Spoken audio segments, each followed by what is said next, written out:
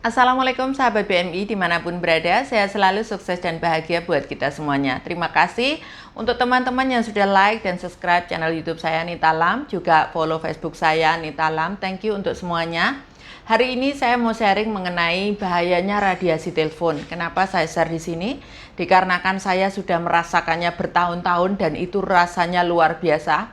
Stresnya luar biasa, sedihnya. Kadang-kadang kita tidak menyadari bahwa efek dari segala sesuatu itu adalah hal-hal yang berada di tangan kita. Kita tidak menyadari itu ya teman-teman.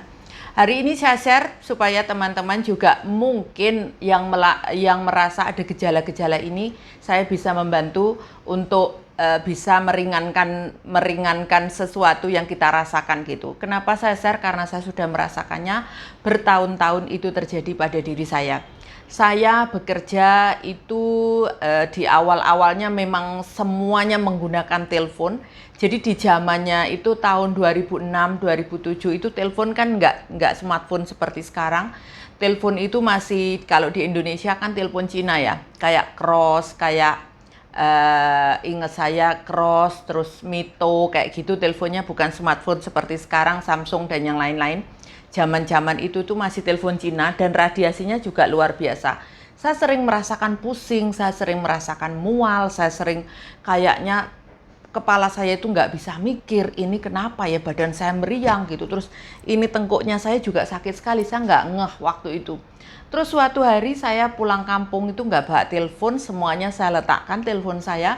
Terus karena di kampung kan memang nggak ada sinyal, jadi saya bawa telepon pun percuma gitu kan di kampung saya, orang tua saya maksudnya, karena saya tinggal di Surabaya saat itu.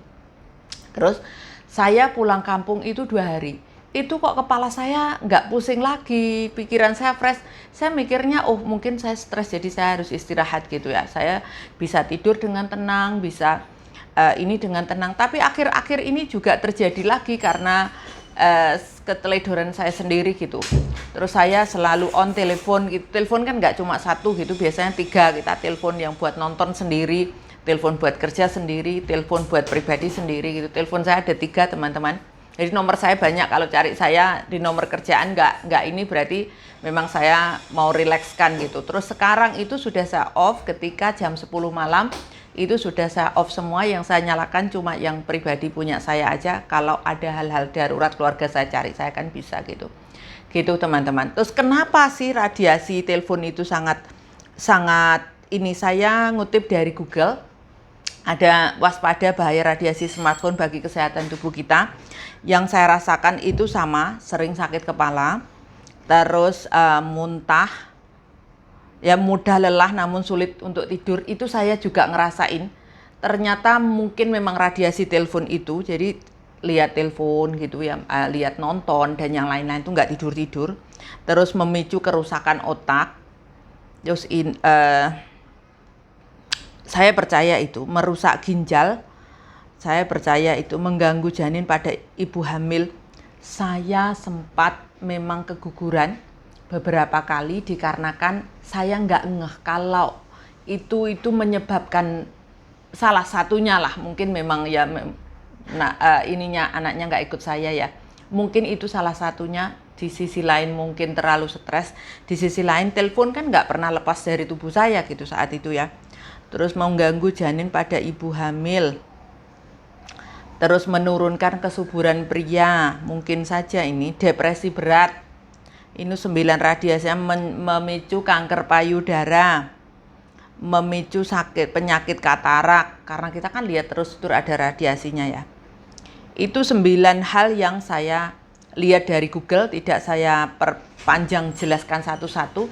Saya menjelaskan sesuai perasaan yang saya rasakan aja, dan saya memang sempat keguguran, tapi nggak tahu apakah karena itu atau karena apa, saya nggak tahu juga. Karena memang tubuh saya mungkin nggak fit, bisa jadi. Yang saya rasakan itu susah tidur, terus main telepon. Terus biasanya kan kita pakai headset ya teman-teman, pakai headset itu ternyata panas sekali, terus susah ngomongnya karena kita nggak bisa lepas dari gadget, kita nggak bisa jauh dari gadget gitu. Pagi merasa nggak teman-teman, anak kita, keluarga kita gitu nggak terlalu kita peluk gitu, yang kita peluk itu telepon gitu kan. Terus ternyata ya itu yang buat kita ini kan kadang-kadang kan kalau mau tidur itu biasanya denger sholawatan gitu kan, saya ini kan pakai headset gitu, ternyata itu yang ganggu tidur saya. Jadi selama 1 tahun terakhir ini saya pindah di Nurpoint, itu saya sudah bicara sama diri saya sendiri. Saya harus bangun pagi, jadi saya jam 10, jam 11 mentok, jam 12 saya harus tidur. Telepon itu saya off wifi-nya, saya pesawat mode itu ya, flame mode itu. Terus saya bisa tidur dengan tenang. Tapi kadang-kadang lupa gitu. Kalau misalkan saya lupa matiin itu, kepala saya masih pusing gitu. Jadi bangun itu rasanya kayak nggak cukup tidur gitu. Terus itu yang saya rasakan. Terus teman-teman, di sini itu full. Maksudnya main telepon itu full. Apalagi kalau siang kita kerja, malamnya kita sempatnya main telepon kan malam. Terus di sini kebanyakan ya, saya ngeliat anak-anak yang selalu di telinganya itu disumpeli bahasa Jawanya, dipakein headset itu cenderung emosian gitu ya. Ini anak-anak saya yang lainnya, makanya kalau di sini saya bilang telinganya disumpeli satu saja. Biasanya kan dua-duanya disumpelin gitu. Itu kayak yang saya rasakan sendiri ya, kayak terpusing gitu kalau kan. Terus sekarang saya tahu cara menghindarinya, bagaimana sih saya supaya tidak terlalu stres karena denger telepon gini gitu. Saya kalau denger telepon pakai headset atau saya speaker, halo gitu. Jadi dari jauh itu menghindari dari rasa pusing, dan memang saya 2 tahun terakhir ini sudah bebas dari hal-hal itu karena sebelum tidur dimatiin semua ya. Teman-teman, ini penting karena sadar atau tidak sadar itu merusak jiwa kita, merusak tubuh kita, terus bisa menyebabkan macam-macam penyakit.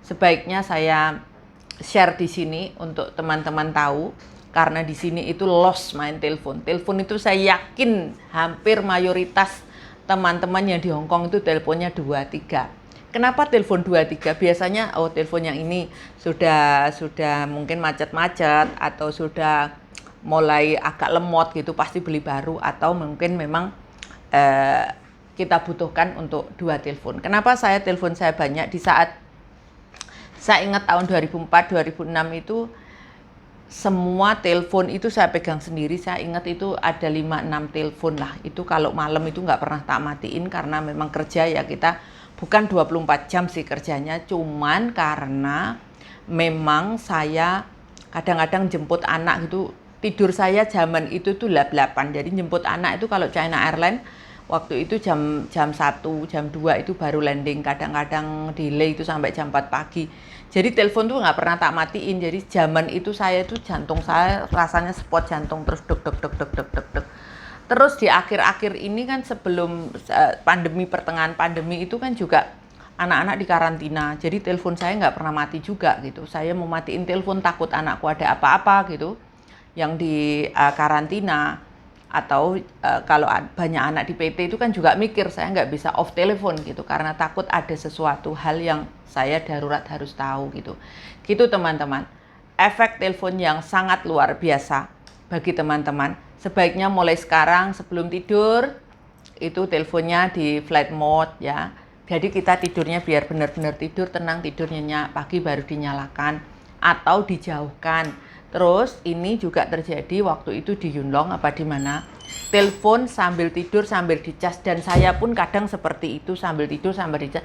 Itu sangat berbahaya ya teman-teman, jangan sampai meledak ya. Thank you Angelina.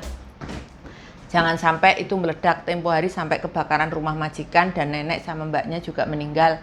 Itu juga efek dari telepon gitu teman-teman. Semoga apa yang saya share hari ini bermanfaat, bisa membawa kebaikan bagi kita semuanya. Thank you for like and subscribe-nya.